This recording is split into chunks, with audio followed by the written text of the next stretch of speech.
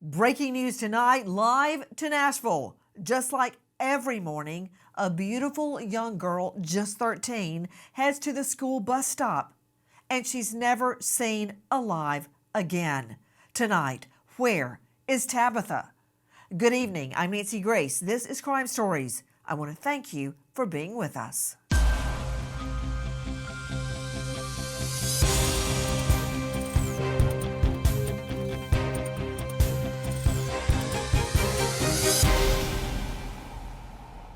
It's an early Tuesday morning in East Nashville, and a family is just waking up for the day. Everyone's getting ready for work and sending their daughter off to school. Neighbors spot 13-year-old Tabitha Tuders heading to the bus stop on South 14th Street at 8 a.m. that morning. She never made it on to that school bus. Welcome, everyone, joining us in All-Star Panel to make sense of what we know tonight in the disappearance of Tabitha. But first, I want to go to two very special guests joining us, Debra and Bo Tuders. These are Tabitha's parents, her mother and father. To the Tuders, welcome and thank you for being with us. Miss Tudor, tell me what you remember about that morning when Tabitha went missing. Me? Well, that morning Yes. when I woke up to get ready for work, she was laying at the foot of my bed, where normally that's where once we go to sleep, she comes in there. And then her dad woke her up to get ready for school when he left to go to work, and she walked up to the bus stop, and that was the last time we seen her. Did she have breakfast at home that morning? No, ma'am. She normally eats Why? at school. Ah, okay. One of those schools where they have breakfast for you. What time of the morning was that, Miss Tuders? It was 7:50. 7:50 when she left for school or when she woke Yes, up? ma'am. When she left for school, she woke up at Miss 7. Tuders, Yes, ma'am. Tabitha was 13 when she went missing, but she often would come and sleep, snuggle in the same bed with you and your husband, right? She normally made a pallet at the foot of the bed, but yes, And when you say a pallet at the foot of the bed, you mean on the bed or in the floor or where? in the floor. She made it in the floor at the foot of the bed. Would she, as a little girl, younger than 13, was she afraid to sleep by herself or she just wanted to be with you guys? She just wanted to be close to me, and that's where she slept. Mr. Tuders, again, thank you for being with us. What do you recall about the morning when Tabitha disappeared? With my wife, she got up and left for work. Then probably about 40 minutes later, I woke Tabitha up, tell her, "Baby, get up, 'cause I got to go to work." Then she said, "All right, I'm updated." I said, "Okay, baby, I love you." And I left for work, and that's the last time I saw her. You know what's shocking about this, and I'm going to go now to my longtime friend and colleague who has searched for missing children since the kidnap of his daughter, Polly. Mark Class is with me. And Mark, I want to thank you because I know, well, I can't identify with it, but I hear what you're telling me about the toll that the last decades have taken on you, handling one case after the next after the next. So thank you for being with us and for being here for Tabitha and her parents. Mark, one thing that always strikes me, and it strikes me about the murder of my fiance, as you and I have discussed off camera, is how everything that morning is seemingly just fine. You think everything's fine. I remember when I walked out of that statistics exam, Mark, I thought, oh, it's beautiful. It's so sunny, beautiful outside. And within minutes, I learned that Keith had been murdered. And when I hear Debra and Bo Tuders describe that morning like every morning, there's something so heartbreaking about that dichotomy. Well, it's the normal patterns of a life. You're doing what you do every day. Um, you're getting your coffee. You're saying "I love you" to your child in a way that you always say it, but then 15, 20 minutes later, you find out that the whole world has stopped, that the whole world has fallen off a cliff, and you find yourself in this new reality that nobody is prepared for, and you have to do absolutely the best thing you can do to be able to, in their case and in my case, to be able to get up in the morning and to be able to put one foot in front of the other as you try to unravel this mystery and work with the authorities on discovering what happened to your child. Now, the vast difference between what's happened with the Tudors and what has happened with me is that within 2 months, I had finality. I knew exactly where Polly was. I knew that she was not coming back alive. But the Tudors are stuck in a loop. They're just stuck in this thing where all they've got left is hope. They have absolutely no answers whatever. And I can tell you definitively, from my point of view, you're much better off knowing, regardless of what that means, than living in the loop of never having the answers that you so desperately seek and so desperately need to be able to move your life forward. Mark, I've got to ask you another question, and then I'm going to go back to the Tudors with the same question. Tabitha Tudors' parents, her mother and father, are with us, along with Mark Class and the rest of our all-star panel. Mark, two things. One, after Polly's kidnap and murder, do you, every time you say goodbye to somebody you love, like when I see that, my twins are driving now, and when I watch them pull out of the driveway in the morning, I can't help but think, am I going to see them this afternoon? It's horrible to this day, because I remember when I saw Keith drive away and he put his hand out the window and waved goodbye. I never saw him again. Does it ever go away, Mark? I've learned how to compartmentalize, and I can't have it at the forefront of my mind that every time I say goodbye to my wife, I might never see her again. It's something that I'm completely aware of, but I don't let it come to the forefront of my mind because I think that would probably drive me nuts at some point. And it's hard enough when, as you know, when you go through a tragedy like this, just holding on to your sanity can be a very difficult thing, particularly in the early days. And Mark, my other question, and then I'm going to follow up with the Tudors on these very same two questions. I find myself, and I'm wondering this about you and the Tudors as it relates to the facts in Tabitha's disappearance. I find myself not allowing my mind to go too close to the facts of Keith's murder. Like, what exactly went down? Did the bullet go all the way through his head? Did the bullet go all the way through his mouth?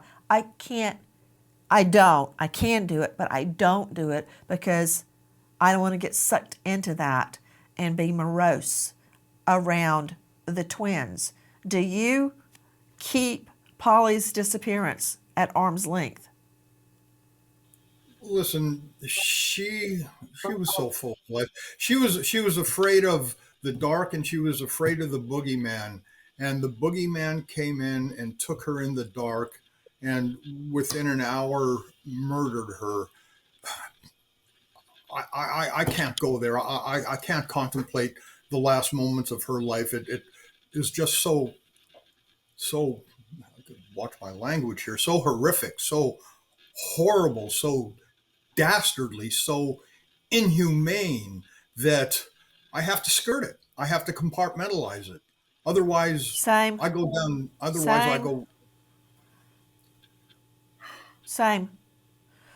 To Debra and Bo Tudors, who I want to tell everybody, by coming on with us today, it's bringing back to the surface everything they went through when Tabitha just went to the bus stop and disappeared. Mr. Tudors, tell me, how has her disappearance affected you? it's it's heartbreaking, never knowing if you ever see your child again, or it's a 50-50 chance, that she's gone, and but if she's gone, we'll see her again in the Lord's house. Miss Tuders, how has Tabitha's disappearance affected your life? Well, her disappearance, like Bo said, it's heartbreaking. The not knowing whether she's here with us or not, it took me a while to get back on my feet because she was my baby. And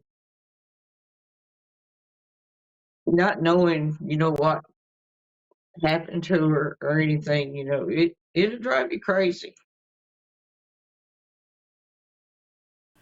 I mean, she Mr. got up that Tuders, morning to go to the bus stop. I'm sorry. go ahead, please.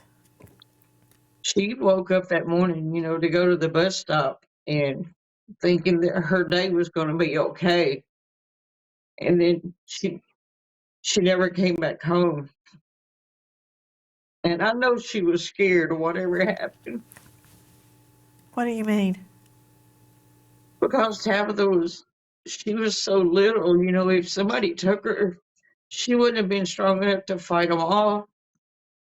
She was tiny. And who would have imagined that anyone would make off with Tabitha that early in the morning? Most people can barely get their clothes on straight and have a cup of coffee. And why would you ever imagine that anything could go wrong between your house and the bus stop? That's true.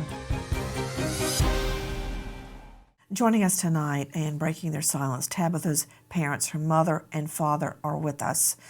We are now following up on the details of Tabitha's disappearance.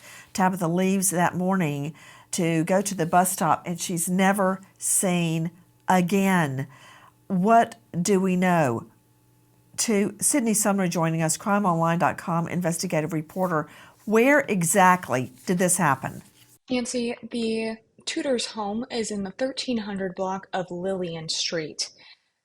Tabitha's bus stop is just around the corner at 14th and Boscobel, so she would take a right from the house, head down 14th, and catch the bus at Boscobel Street. This is where she was last seen by several neighbors.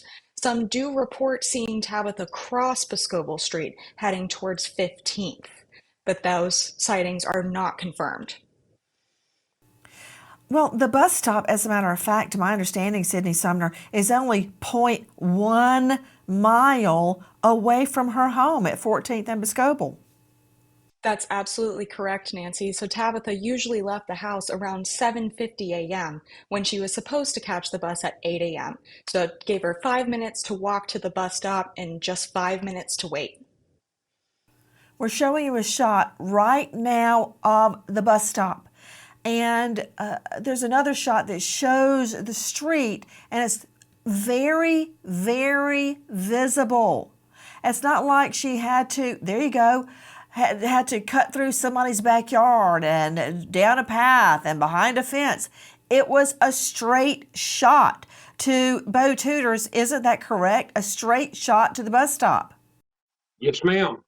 She didn't have to go through anybody's backyard or cross a fence or down an alley, nothing like that. I mean, we're showing shots right now of the bus stop. And the reason we're showing you different angles is so you can see that it was very visible. Her pathway, correct, Mr. Tuders? Yes, ma'am. It's like what you said earlier, just a straight shot to it. She come out of the house, went to the right, went to 14th, took a right, and top of the hill, there was the bus stop. And there were other children there. I remember my bus stop, the whole neighborhood was there. The elementary was on one side of the road and the high school was on the other side of the road. So there were other children there, correct? Yes, ma'am. I believe they said there was other children there. Yes, Sydney Sumner, I've been looking into it as we started researching the case and delving into the records. There were other children there, correct, Sydney? Yes, that is absolutely correct. And a boy who was waiting at that bus stop actually provided police with a tip. Back to Mark Class joining us. Mark, you and I have marveled, not in a good way, at the number of kidnappings and disappearances that take place en route to school, to the bus stop, on the way home from school, from the pickup line, everything relating to getting to and from school. What is the statistic regarding the disappearances? Sure. This is something I heard 10 years ago at a conference in Dallas, Texas, from the lips of the National Center for Missing and Exploited Children. 1/3 of all predatory abductions occur on school routes. Now, the thing that incenses me about that, Nancy, is that that's a statistic that if it was out there and people besides you and I were talking about this, things could be done to protect the kids on those routes. We could do low-tech things like a neighborhood watch kind of a thing to make sure that the kids are able to get to and from where they're going. We could do high surveillance kinds of things with cameras. There are all kinds of solutions to this problem, but this is something that, despite all of the resources they had, and these are from my lips to yours, for all the resources the National Center for Missing and Exploited Children has, they have never gone to Congress and said, we need an initiative to do something about that. They've never highlighted it to the public so that the public can be aware of this grim statistic.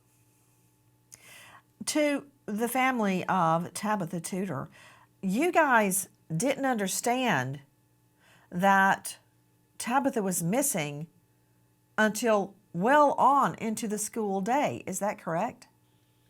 Yes, ma'am. What She happened, Miss always Tudors? came home. When she always comes home, she's at home by 5 after 4. When she didn't arrive home that day, I got worried, so I allowed 15 minutes for the bus to come to be late, and then she still didn't come home. And then I went to the school to see if she was up there, and I couldn't get nobody to the door, so I came back home. I got my husband both, and then me and him both went back up there and knocked on the door. And finally, a custodian let me in, and we asked him if Tabitha was there, and he said that there was a teacher around the corner with some kids.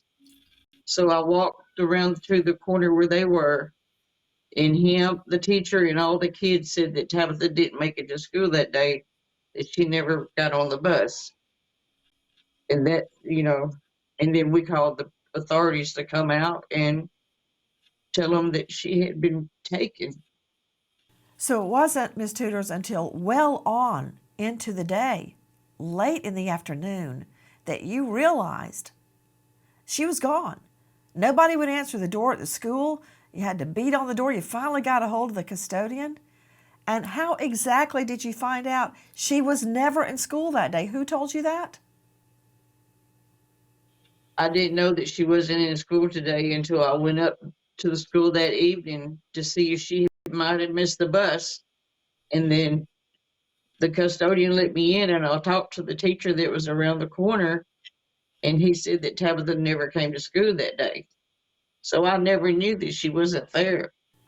What went through your mind when you found out she never made it to school? I was scared myself, and just worrying about where she might be or whatever. And then when I got with Bo, we didn't know what to think, because we thought that our child would be safe to go to school, and she never made it.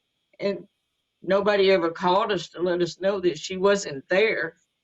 So all day long, I was thinking she was in school. Mr. Tudors, what went through your mind when you learned Tabitha had never even made it to school? The school should have called, because my wife, she worked for the school system at that time. The school should have called her and let her know that our child wasn't in school. But then, that's far beyond the point. But it scared me. My heart dropped, and it's been dropped ever since. To Steve Fisher joining us, missing persons private investigator at searchinvestigations.org. Steve, thank you for being with us. The first hours are so critical in a search. And when we realize Tabitha left that morning at 7:50 a.m., all those hours, nearly 12 hours had passed. That's critical. Why is that so important? The time's critical because, as far as them getting a head start, getting further away from the last known location is a critical thing, and also survivability. When a person's out in the elements, or if a person's been injured and left, those first hours, if we can get to them, they have a much better survival rate. You're so right. Mark Class, agree or disagree? Well, I do agree. The statistics are pretty clear that 74% of children that are murdered as a result of a predatory abduction will be dead within the first 3 hours. To Debra and Bo Tuders, Tabitha's mom and dad, had Tabitha ever missed the bus before? Yes, once.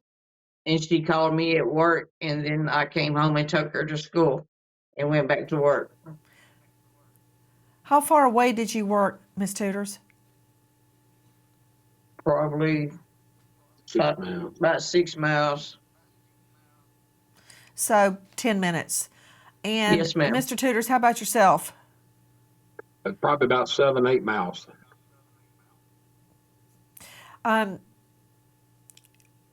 Where do you work, Miss Tuders? Tom Joy Elementary. And what do you do there? I work in the cafeteria serving the children's food. And Mr. Tuders, where do you work? Well, at the time of Tabitha's disappearance, I was driving truck for Summers Lumber and Timber. But you were home the day she disappeared, correct? That morning, then I left about 7 and headed to work. So if she had missed the bus, she typically would have gone home and called you, and you would take her, one of you, probably you, Mrs. Tuders. How long was her walk to school if she had decided to walk? Oh, it's pretty good ways. I mean, it would. Okay, so she would have called you. Yes, ma'am. She would have called you to get a ride. Okay. Guys, this is not the first time by far that parents were not alerted their child never made it to school, causing, as you can imagine, in my line of business, causing the unspeakable result. Does the name Aliana DeFries ring a bell? Because I will never forget it. Listen. My wife and I were watching a movie at 5:30 in the evening, and we received a call from Miss Cooper, and she asked us, did you guys pick up Aliana? I said, no, we didn't pick her up. If we would have picked her up, we would have contacted you the day before. Why? What's going on? And she said she never made it to school. When the mom calls and says, do you have Aliana? You call the school, right? And what did they tell you? We were told that there was a glitch in the system that day, so things weren't working. And I asked them, well, you have people sitting in offices every time I go to the school. Why can't they directly call parents to do what they're supposed to do?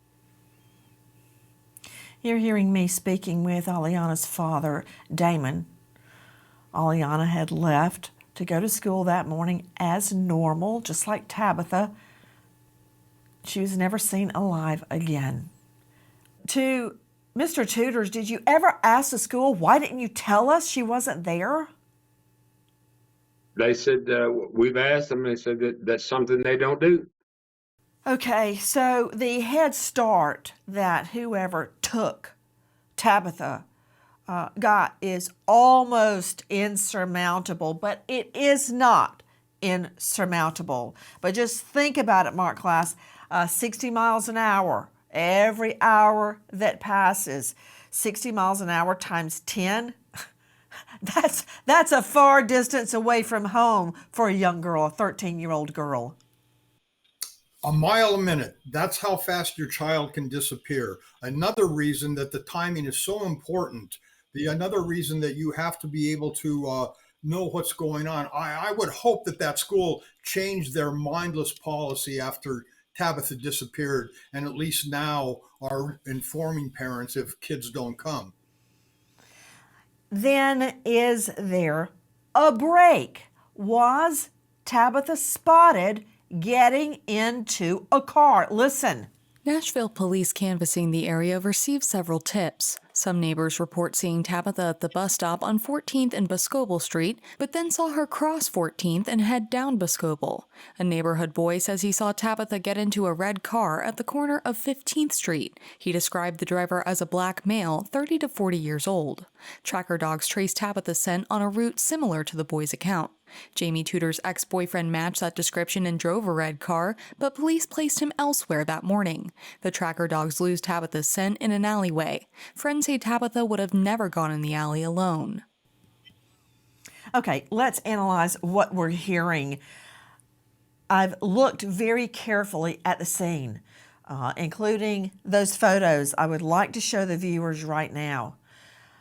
I understand how a little boy at the bus stop could have seen a car where he says he saw the red car. I don't understand how at that distance he could see whether the driver was a male, a female, black or white, 30 to 40, or wearing a hat.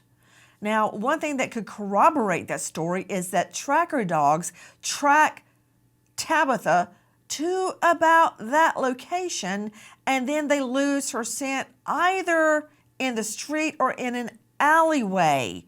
To Debra Tuders, what do you know about the validity of the eyewitness that says she got into a red car? Do you believe that happened? You know, at this time, I really don't know what to believe. I know the boy said that she had crossed the street and was coming down to the second bus stop, and midway, he said the red car made a U-turn and then went back up with Tabitha in it. And well, from she has where to he was pass an alley. standing, go ahead. She has to pass an alley. When she leaves the house and turns right at the stop sign to go up the hill, there is an alley there, but she passes that alley, and then her bus stop is at the top. But where the boy is where she was going down to the second bus stop. Because I've always told her, don't stay at that first bus stop by yourself. If their other two kids don't come, go to the second one, because that's the one that's got the most kids. And that's what she did that morning. She crossed the street to go down to the other bus stop. She passed her first bus stop and was going to the second bus stop. Okay, now I'm understanding why she would have been there. Do you believe, Bo Tuders, that the little boy, I don't think he was lying, but could he have seen what he thought he saw from his vantage point?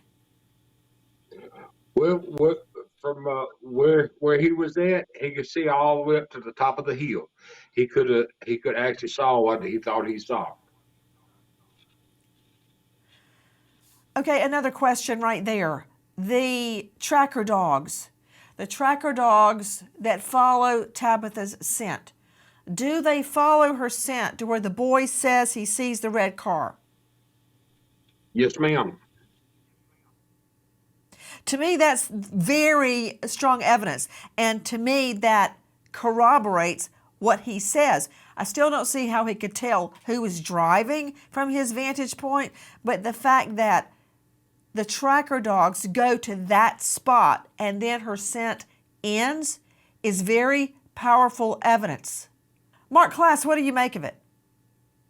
This was certainly unscientific, but more than 80% of the predatory abductions that occurred in cars happened within about a mile of a freeway on-ramp or off-ramp. So I think it's very telling. And I don't know the geography here, but I would think that if this is not within just a mile or so of a freeway on-ramp, this had to be somebody local. JC Lee Dugard walks up the hill toward her school bus stop. JC's halfway up the hill when a gray midsize car with two people in it do a U-turn at the bus stop and go back to where JC is. The driver of the car, Philip Garrido, motions for JC to come closer, and thinking he needs directions, she complies. As JC gets near the car, Garrido rolls down his window and tases JC with a stun gun. Garrido's wife, Nancy, gets out and drags JC into the back seat of the car.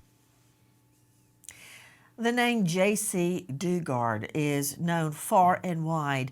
J.C. Dugard went on to live in a shed of sorts in the backyard of her two abductors and gave birth to 2 children by her kidnapper in that shed. Her parents, her family had given up hope of ever seeing her alive again. But amazingly, she was rescued.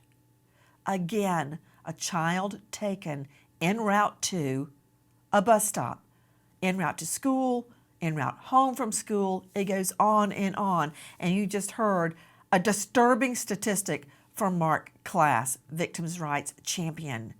1/3 of children who go missing, on stranger abduction, occurs related to getting to or home from school. Joining me right now, the parents of Tabitha Tuders. She goes missing on the way to her bus stop.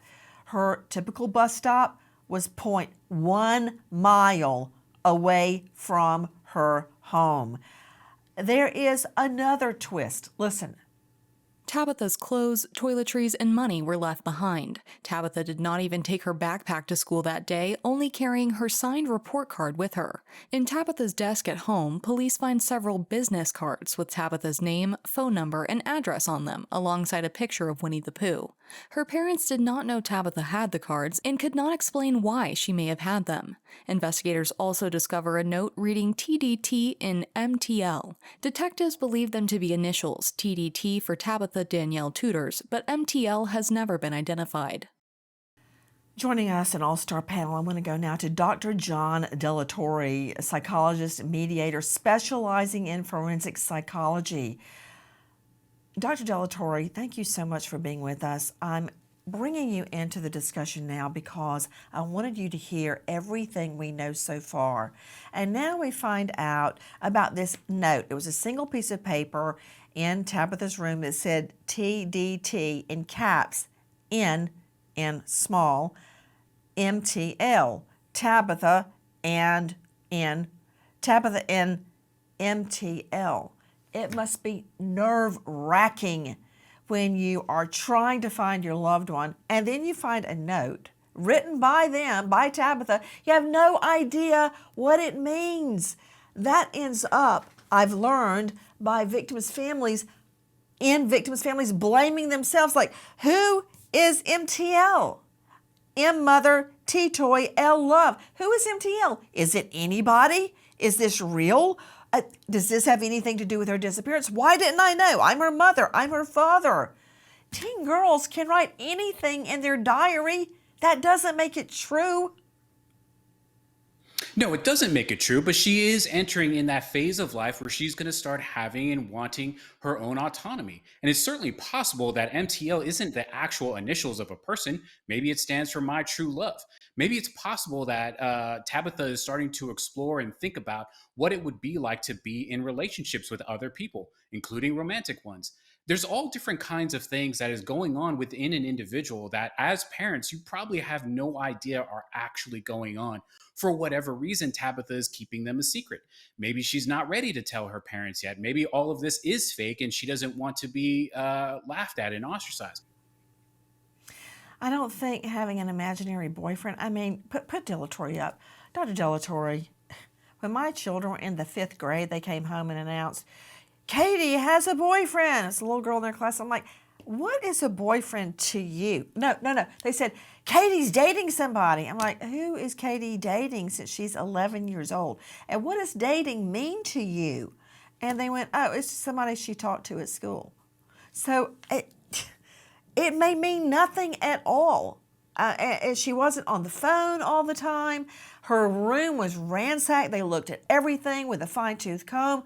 There was no indication she had a boyfriend hopeful, nothing. Well, it doesn't matter that it doesn't actually mean anything in the real world. It matters to her, right? All of this stuff matters. It's important to her, or else she wouldn't have done it. She seems to be a very deliberate person, a person who's constantly thinking about what she needs to be doing and how she's going to be happy with her life. So she's not doing random stuff just to get in trouble or something like that. She is very particular about stuff. She is very sort of regimented and has a plan. To Bo and Debra Tuders, Miss Tuders, what does this little note mean? It's her initials and other initials. Does it mean anything? No, ma'am, we don't know who the initials were, because Tabitha, she didn't have a boyfriend and she didn't really talk to boys at all, on the phone or anything.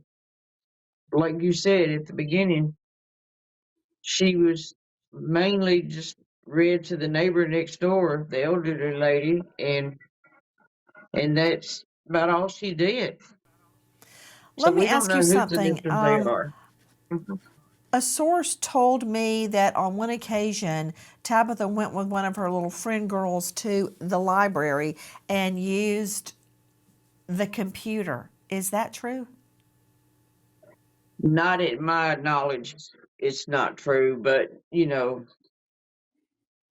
she was always home. We very seldom let her go somewhere that we didn't know where she was going.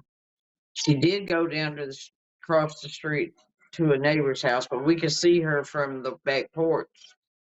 And I will call them and let them know that she's on her way, and I stand on the porch, and he'll stand on his porch until she gets there. Mr. Tudors, Tabitha's dad is with us along with her mom. What have you been told about the local registered sex offenders? They said they questioned them all, and that some of them are cleared and some of them are not. So I don't know what that means. It's you had to talk to the authorities about that because I don't know and I don't understand it. But there was quite a few within a mile radius of our house that we never knew until this happened. To Mrs. Tudor, at first, LE, law enforcement, thought Tabitha was a runaway. Everyone, please look at the screen at the age progression photos that we have for you. At first, she was treated as a runaway. Did you try to convince them she was not a runaway? Well, I told them at the beginning when they said that she was a runaway, and I told them that she wasn't a runaway. And they said, well, how do you know? Because they consider 13-year-old kids runaways. But I know in my heart that she didn't run away. Again, losing valuable time by labeling her a runaway. She had never run away from home. For Pete's sake, she slept at the foot of her parents' bed by her own desire. To you, Ms. Tudors, what is your message today? Well, today is if anybody knows anything, just please come forward, and let us know what they know and where she might be. I mean, if she's deceased, let us find where she's at so we can put her to rest and we have closure. Mr. Tudors, what is your message? Just to love your children unconditionally, because you don't never know when something like this is going to happen to anybody. And I don't wish this heartbreak on any parents out there. Ms. Tudors, Tabitha went missing April 29, 2003. Do you still think about her every single day? Yes, ma'am. We talk about her every day with the grandkids, and even out in public when I go somewhere, somebody will stop me and they'll tell me that, they still have Tabitha in their prayers and everything, and just tell me to be strong, you know. And I still have hope that one day she will come home or we will find her. What about it, Mr. Tuders? That's like what my wife said about her. Wraps it up. You know, we talk about her every day, and our grandchildren that was born after Tabitha come up missing. You show them a picture of Tabitha and you ask them who that is. That's my Aunt Tabitha. Somebody took her when she was little. You know, they've been taught that way. When you say you talk about her every day, what do you talk about? Just the memories that we have of her, and what would she be like now, whatever. What memory in your mind is the most vivid, Mr. Tudor? Oh, there's a bunch of them. It's just we went to Gatlinburg one year on vacation, and then we went to a zoo up there, and a little billy goat was coming at her, and she just froze and had tears in her eyes. It scared her so bad. But after it happened, we told her that everything was all right, and she started laughing about it. And just a lot of memories that we have of her. This little girl was so timid, she was afraid of a billy goat. What is your most vivid memory of Tabitha, Miss Tuders? You know, my memory of Tabitha was this happy little girl at 13, you know, and then she just disappeared. And then I still have my memories of her. They won't ever take them. We miss our daughter, and we wish she was back home. I do too, Miss Tuders. If you know or think you know anything about missing Tabitha Tuders, she has now been missing over 20 years.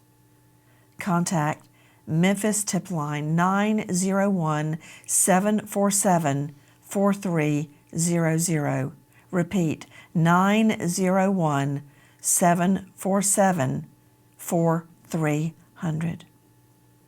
We stopped to remember American hero, Florida Trooper Zachary Fink, just 26, dying in a crash pursuing a suspect's vehicle. He is survived by his grieving mother, father, and loving fiance. American hero, Trooper Zachary Fink. Thank you to all of our guests being with us, and thank you to our viewers on MSM. Thank you to all of you for joining us tonight and every night. Nancy Grace signing off. I'll see you tomorrow night, 6 and 9 o'clock sharp Eastern, and until then, goodbye, friend.